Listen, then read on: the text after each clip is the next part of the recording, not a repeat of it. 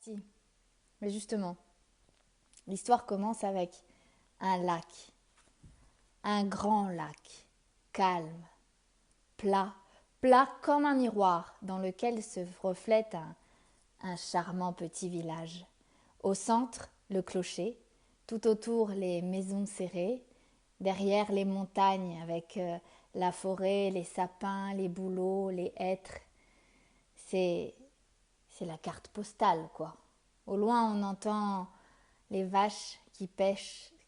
Elles pêchent pas, c'est pas au bord de la rivière. Non, elles ont les grosses cloches là qui tintent comme ça et elles paissent. C'est charmant. C'est vraiment l'endroit où là, on aura envie de partir en vacances. Enfin, je sais qu'il y en a qui n'aiment pas la montagne, mais pour ceux qui aiment la montagne, c'est là où on aura envie de partir en vacances. Les villageois qui vivent là mènent une vie paisible, calme, comme le lac. Jusqu'au jour où une grosse vague, mais une vague, un tsunami sort du lac et inonde tout le village. Enfin, surtout le nouveau quartier en bas, les maisons modernes avec les grandes baies vitrées. Les baies vitrées explosées, de l'eau dans les maisons jusqu'à 1 mètre, 1 mètre 50, de la boue partout. Ça a tout emmené, les clôtures, les voitures, les meubles. Il n'y a plus rien, c'est un désastre. Enfin, il y a surtout de la boue, partout de la boue. De la boue sur toute leur vie. Tout ce qui était leurs souvenirs, leurs photos, leur ordinateur, tout est noyé, quoi. C'est une catastrophe. On commence à entendre les gens qui, tout en raclant la terre et la boue, sanglotent. Heureusement, personne n'est mort, personne n'est blessé. Mais qu'est-ce qu'ils vont faire?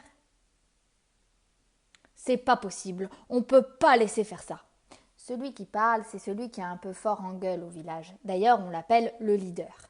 Le leader rassemble tous les villageois et dit: on va pas se laisser faire, on va pas se laisser abattre, on va appeler l'assurance. Parce que c'est vrai, normalement, on a le droit d'être remboursé. C'est lui qui a passé le coup de fil. Il a eu une jeune femme au téléphone, vraiment très charmante, très polie, très à l'écoute.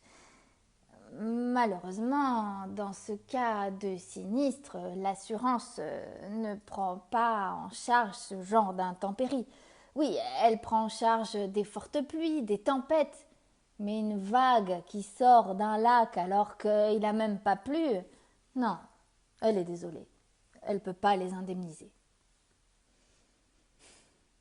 C'est pas grave, a dit le leader. On va aller voir le maire déjà, peut-être il peut nous aider.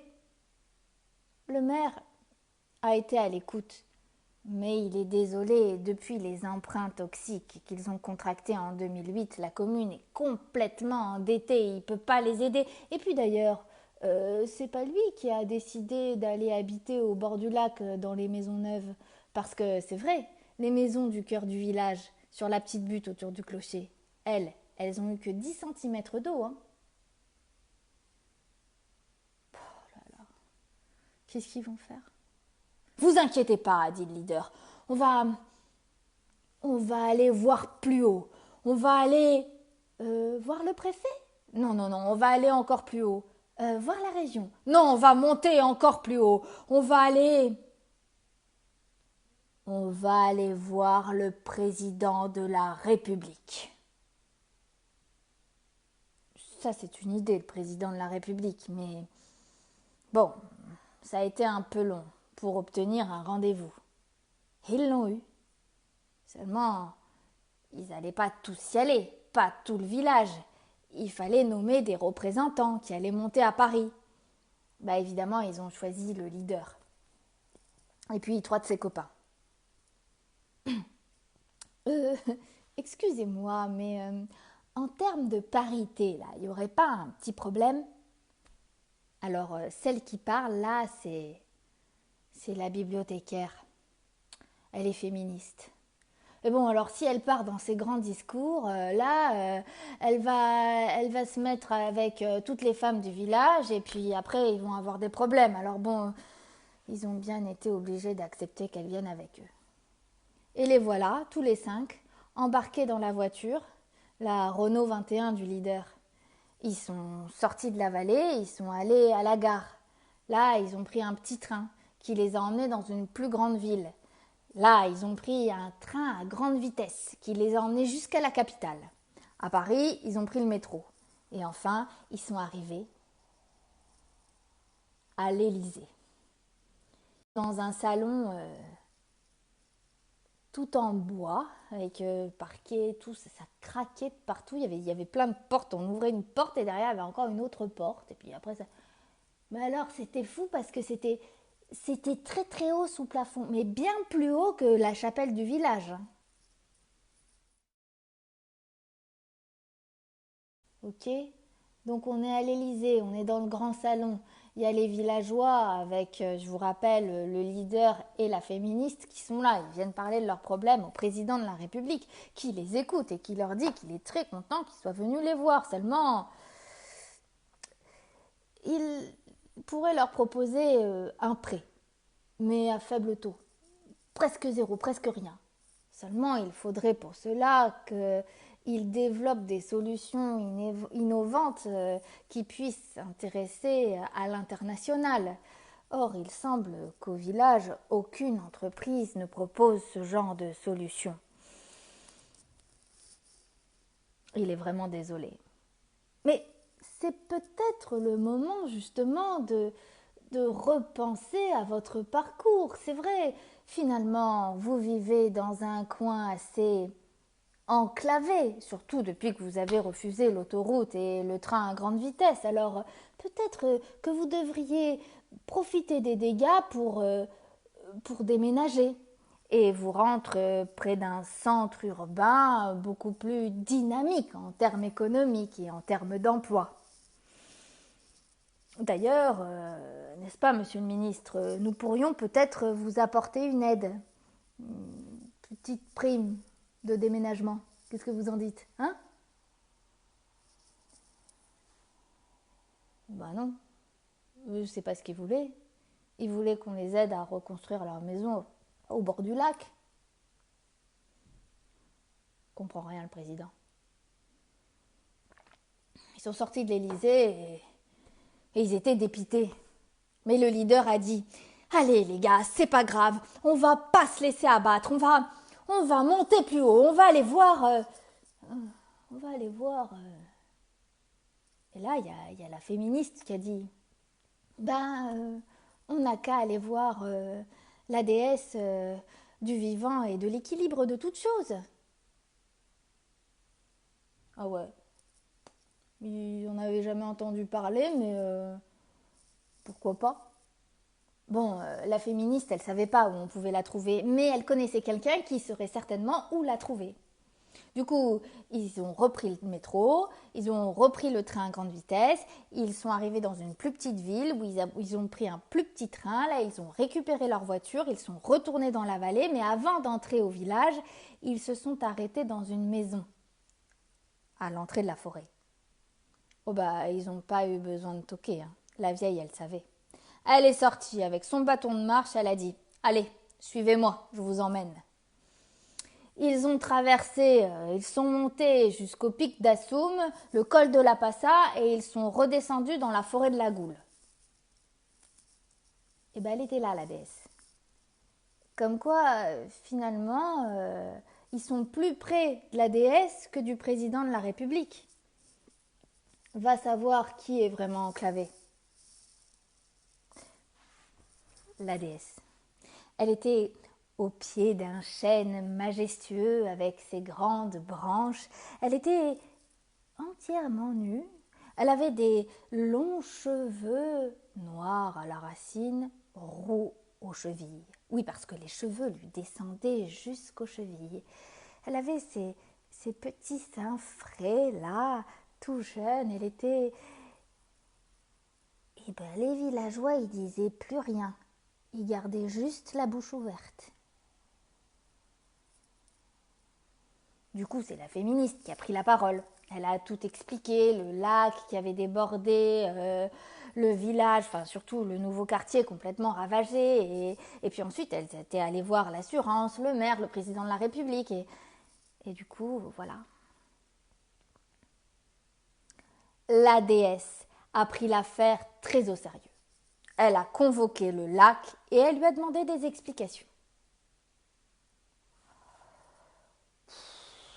Bah moi, tu me connais, je suis un calme, je suis tranquille quoi. Sauf que bon, c'est le torrent. Le torrent, il m'a mis la pression. Et moi, tu me connais, je suis insensible et alors quand on me met la pression, bah je déborde.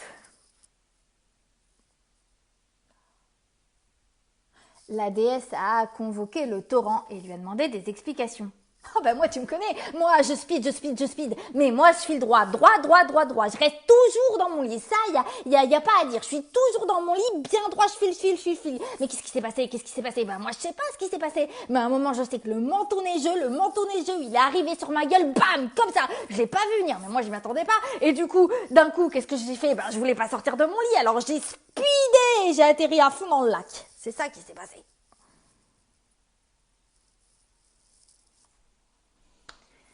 La déesse a convoqué le manteau neigeux pour qu'il s'explique. Oh, eh bien, ce qu'il s'est passé, nous étions là. Ah oui, il faut savoir que le manteau neigeux parle de lui à la première personne du pluriel parce qu'il est constitué de milliards de petits cristaux de neige et donc il considère qu'il est pluriel. Nous étions tranquillement là cet hiver sur les sommets quand le soleil a commencé à darder de ses petits rayons nos milliers de petits cristaux de neige. Et alors, quand le soleil darde sur nous, ça nous fait complètement fondre. Et là, nous adorons fondre sur la forêt, ces grands troncs durs qui nous retiennent et nous laissent couler de plaisir jusqu'au torrent. Mais cette année, il n'y avait pas de tronc pour nous retenir, pas de sapin, pas de bouleau, pas de hêtre, pas de frêne, rien. Alors, on est arrivé d'un coup dans le torrent et pourtant, tu sais, moi, j'aime pas arriver trop vite. Ah bon, dit la déesse? Mais attendez, pourquoi il y avait pas de frêne, de hêtre, pourquoi il n'y avait pas la forêt pour vous retenir? À ce moment-là, le manteau neigeux, le torrent, le lac, ils se sont tous retournés vers les villageois, qui tous regardaient le leader, qui lui regardait ses chaussures. Bon, au bout d'un moment, quand il a senti le regard insistant autour de lui, il a dit « Ok, non, ok, je sais, on a peut-être été un peu fort cet hiver sur la coupe des arbres, mais bon, faut comprendre, c'est qu'il y a une société américaine qui nous a proposé mais un prix d'or sur le bois cette année, en particulier le bouleau. Vous savez que c'est avec le bouleau qu'ils fabriquent les meilleurs boomerangs. Et puis bon, faut dire que nous, on avait le crédit des maisons à rembourser et les baies vitrées en double vitrage, ça coûte une blinde, hein. Alors c'est vrai, on a peut-être été un peu fort sur la coupe des arbres.